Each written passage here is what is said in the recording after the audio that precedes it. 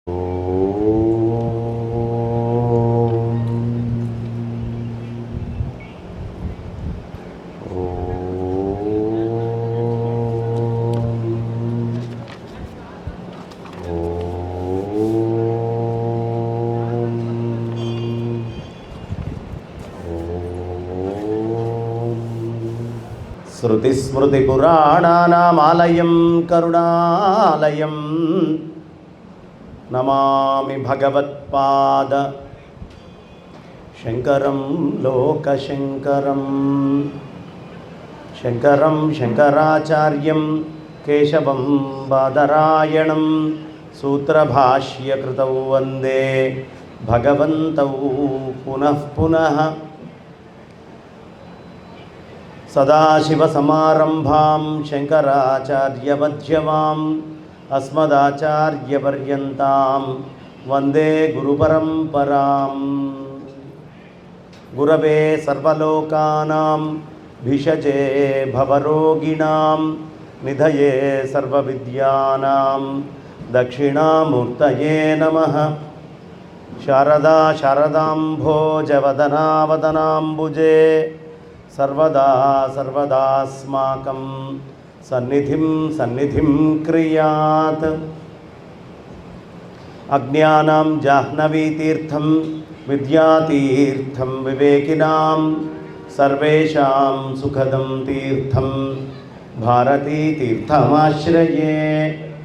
विद्याविनयसम्पन्नं वीतरागं विवेकिनं वन्दे वेदान्ततत्त्वज्ञं विधुशेखर भारतीं। नीकन्न दयाळुवु लोकम्मुन लेरटंचुलो निरिगितिनो श्रीकर करुणाकर जगदेकपति जानकीपति श्रीरामा। अंबोधर श्यामल कुंतलायै अतिप्रवासाम्रजटाधराय गिरीश्वरायै निखिलेश्वराय नमः शिवायै च नमः शिवाय। उग्रं वीरं महाविष्णुं ज्वलन्तं सर्वतोमुखं नृसिंहं भीषणं भद्रं मृत्युं नमाम्यहं। సభాకల్పతరం వందే. ఇవాళ చాలా విశేషమైనటువంటి రోజు. ఏ క్షణము మనం భగవంతుడి కోసము భగవత్ తత్వములో భగవత్ స్వరూపమున యందు మనస్సుని ఏకాగ్రంగా నిశ్చలంగా నిల్చోబెట్టి ఉంచుతామో దానికంటే ఉత్తమమైనటువంటి రోజు ఇంకొకటి లేదు మన జీవితంలో. అలా ఆనందంగా భగవంతుడి యొక్క తత్వాన్ని వినడానికి మనమందరం ఉద్యుక్తులమై ఇక్కడ కూర్చొని ఉన్నాం. సాధారణంగా ఒక ఉపన్యాసంలో కూర్చోవడం అనేటటువంటిది కూడా ఎన్నో జన్మల పుణ్యం ఉంటే తప్ప లభించదు.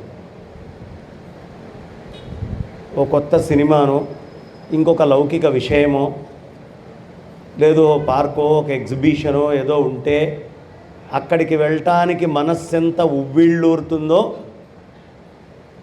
ఒక ఉపన్యాసం వినడానికి అంత ఉవ్విళ్ళూరదు. కారణం ఎంతో చిత్తము పూర్వజన్మలో కాస్త తపస్సు చేసి పరిపాకము చెంది ఆ తత్వము వంటబట్టినవాడు తప్ప ఈ కలిబాధ నుంచి బయటపడటానికి కలిబాధల వల్ల మన మనస్సుకు వచ్చే కష్టాలకి ఉపశమనం కావాల్సినటువంటి మందు దొరకదు. ఈ ఆధ్యాత్మిక ఉపన్యాసం ఏమిటి అంటే మనస్సుకి మందు, చిత్తానికి మంచి మందు. మనమందరము కూడా ఈ కలియుగంలో చాలా ఆశ్చర్యకరమైన వింతలు చూస్తాం.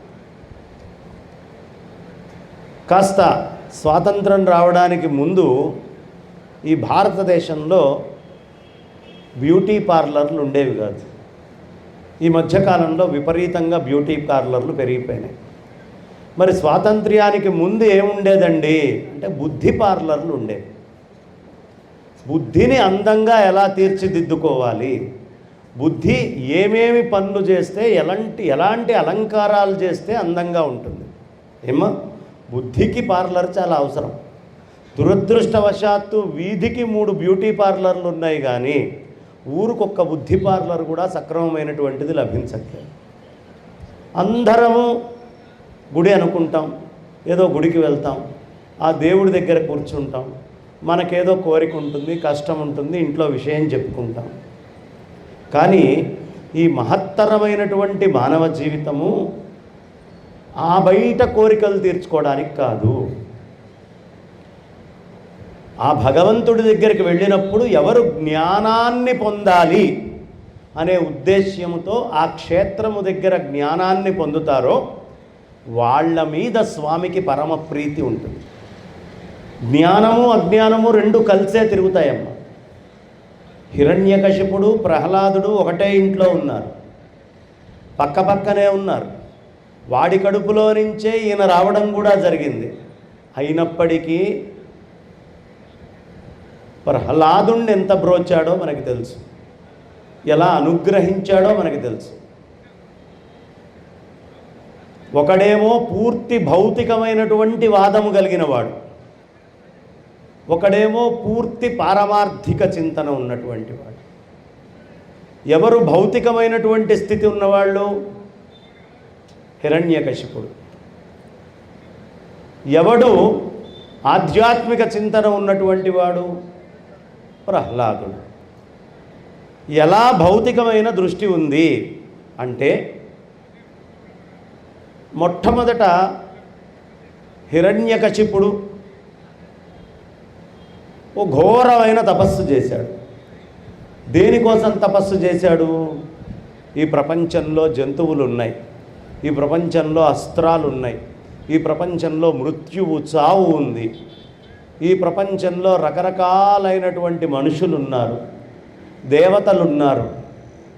కాబట్టి ఆధ్యాత్మిక, ఆది దైవిక, ఆది భౌతికాలు అనేటటువంటివన్నీ కూడా ఈ ప్రపంచంలో ఉన్నాయి.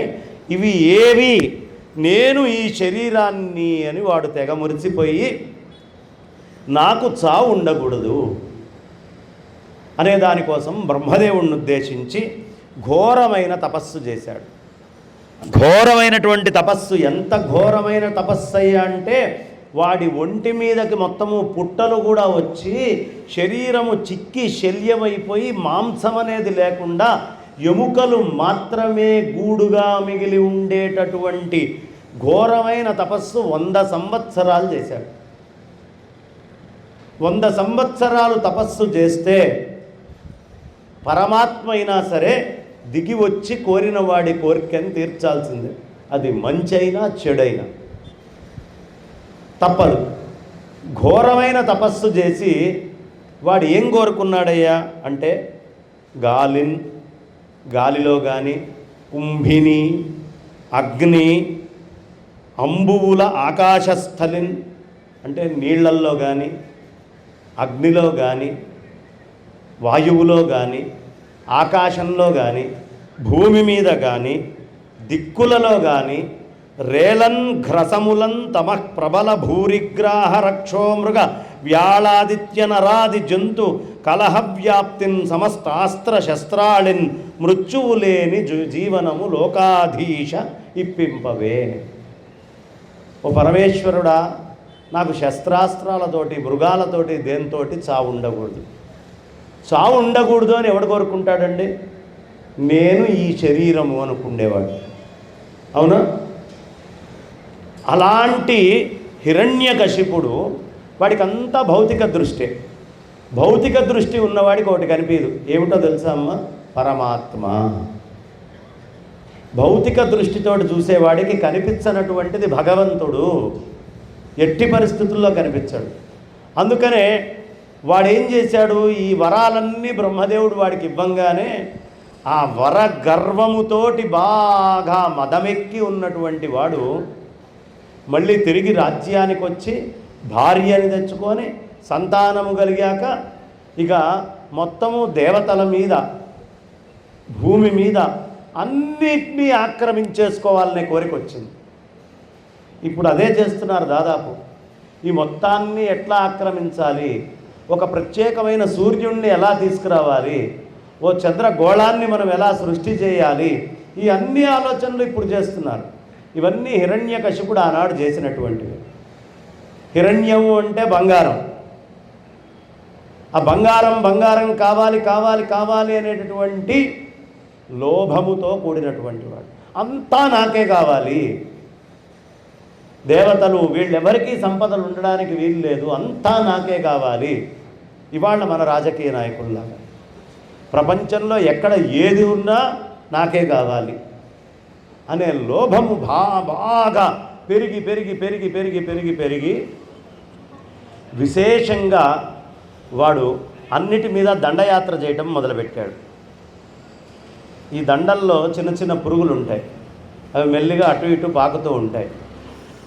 అలా రకరకాలైనటువంటి ప్రయత్నాలన్నీ వాడు చేశాడు. అన్నిటి దగ్గరికి వెళ్ళటం, ఇక్కడ విష్ణు ఉన్నాడా, ఇక్కడ విష్ణు ఉన్నాడా, ఇక్కడ విష్ణు ఉన్నాడా, ఇక్కడ విష్ణు ఉన్నాడా. మనం కూడా అంతే, మన ముందు అన్నిట్లో విష్ణు ఉంటాడు, కానీ ఆ అన్నిట్లో ఉన్న పరమాత్మని చూసే శక్తి మనకి లేదు. ఇవి వచ్చిన ప్రతిదాన్ని సంశయాత్మకమే. మన ముందర ఎవరైనా మనిషి వచ్చి వాడు ఉత్త వెధవ, వాడు దేనికి మనకి రాదు, ముందు వాడిని వంక పెట్టందే నిద్ర పట్టదు మనకి. ఎవరినైనా సరే ఎదుటి వాళ్ళని వంక పెట్టందే నిద్ర పట్టదు. ఇది ఆ హిరణ్యకశిపుడి లక్షణం. దేంట్లో ఆత్మవస్తువుని చూసేవాడు కాదు. ఇందులో ఆత్మవస్తువు లేదు, నేను కనుక్కున్నా, నేను చూసా. ఇవాళ నాస్తికులు అందరూ ఏం చెప్తూ ఉంటారు, అబ్బాయి దేవుడు లేడు, ఏం లేడండి. వాడు అదే విష్ణువు లేడు లేడు లేడు లేడు అని వాదన చేస్తూ ఉండేవాడు. నా దెబ్బకి ఎప్పుడో భయపడిపోయాడు, అయిపోయింది, ఇక లేడు, ఇందులో లేడు, అందులో లేడు, అక్కడ లేడు, ఇక్కడ లేడు అంటూ రకరకాలుగా చెప్తూ ఉండేవాడు. దొరికితే ఆ విష్ణువుని చంపేయాలని వీడి కోరిక. బతికుండంగానే చంపేశాడు వాడిలో లేకుండా, ఇక వాడికి విష్ణువు బయట ఎక్కడ కనిపిస్తాడు, కనిపించే అవకాశం లేదు. కాబట్టి వాడు ఇక రకరకాలైనటువంటి విన్యాసాలు చేయటం మొదలుపెట్టాడు. చేస్తూ వాడు ఏం చేశాడయ్యా అంటే, మెల్లిమెల్లిగా బాగా బలం పెరిగే కొద్దీ ఏం చేస్తాడండి మనిషి, వాడి లోపల ఎక్కడ లేని అహంకారము అన్నీ వస్తాయి. మొదట్లో గుడికి భక్తితోటి వస్తాడు, కాస్త ఆ గుడిలో చిన్న పదవి దొరికిందనుకోండి, అక్కడి నుంచి చైర్మన్ పోస్ట్కి ఆలోచిస్తాడు. ఆ చైర్మన్ పోస్ట్కి వెళ్ళిన తర్వాత ఇక ఎవడైనా నేను పిలిచిన వాడు వస్తే హారతి ఇవ్వాలి, లేకపోతే లేదు, నా నా నా అనేటటువంటి భావన వస్తుంది. అది రాజ్యమైనా, గుడైనా, ఇల్లైనా, ఎక్కడైనా సరే. ఇంట్లో ఒక కోడలు వస్తుంది, మెల్లిగా ఏమని కోరుకుంటుంది, అంతా నా పెత్తనమే నడవాలి, చివరికి మా అత్తైనా మామైనా నేనేం చెప్తే అది వినాలి. అత్తైనా ఇంతకు ముందు వచ్చిన కోడలే, దానికేం పెద్ద అనుమానం లేదు.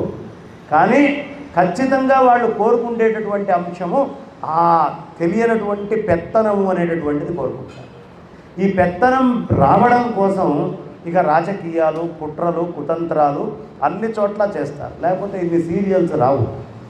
ఇన్ని సీరియల్స్ మనకు వస్తున్నాయి రోజు అంటే, విశాలంగా ఉండాల్సిన మన మనస్సు గుప్పెడంత మనస్సు అవుతోంది అంటే కారణం ఏమిటి, కుట్రలు, కుతంత్రాలు. ఎప్పటికప్పుడు ఆ కుట్రలు, కుతంత్రాలు అన్నీ మనకు తెలియాలి. వీడు కూడా కుట్రలు, కుతంత్రాలు చేయటం మొదలుపెట్టాడు. ఏం చేశాడు, యదా దేవేషు వేదేషు గోషు విప్రేషు సాధుషు ధర్మే మయి చ విద్వేష సవా ఆశు వినశ్యతి. దేవతల్ని, గోవుల్ని కాపాడేటటువంటి వాళ్ళని, బ్రాహ్మణులని, సాధువులని, ధర్మముగా ఉండేటటువంటి వాళ్ళని అందరినీ ఇబ్బంది పెట్టి వాళ్ళందరినీ బాధ పెట్టడం మొదలుపెట్టారు. ఇక బాధ పెడితే ఏం చేస్తారు వాళ్ళు వెళ్ళి ఆ పరమేశ్వరుణ్ణి ప్రార్థించారు, నాయన ఇక నీవే తప్ప ఇంకో దిక్కు మాకు లేదు, నువ్వు మమ్మల్ని అందరినీ కాపాడి తీరాల్సిందే. పరమ దుర్మార్గంగా తయారయ్యాడు, వాణ్ణి నిర్జించడం దేవతల తరం కానీ, చిన్న చిన్న దేవతల తరం కానీ ఎవ్వరి వల్ల కావట్లేదయ్యా, నీవే అని అందరూ వెళ్ళి ప్రార్థించేటప్పటికీ ఆయన శ్రీవల్లభుండు తన్ను చేరిన ఎట్లైన జలికాండ్రనెవ్వరిని చేరమరచు, అసురారి ధనమ్రోల నాడిన ఎట్లైన అసుర బాలురతోట ఆడమరచు. ఇలాంటి లక్షణాలు కలిగినటువంటి ప్రహ్లాదుడు అనేటటువంటి వాడిని వాడి కడుపున పరమేశ్వరుణ్ణి, మహావిష్ణువుని ప్రార్థించగానే వాడి కడుపునే ఆ విత్తనం పుట్టింది. ఈ హిరణ్యకశిపుడు హిరణ్యాక్షుడు అనేటటువంటి వాళ్ళు ఎక్కడి నుంచి వచ్చారమ్మా? పూర్వం పాపం విష్ణుమూర్తి యొక్క వైకుంఠంలో జయ విజయుల కింద ఉండేటటువంటి వాళ్ళు, ద్వారపాలకులుగా.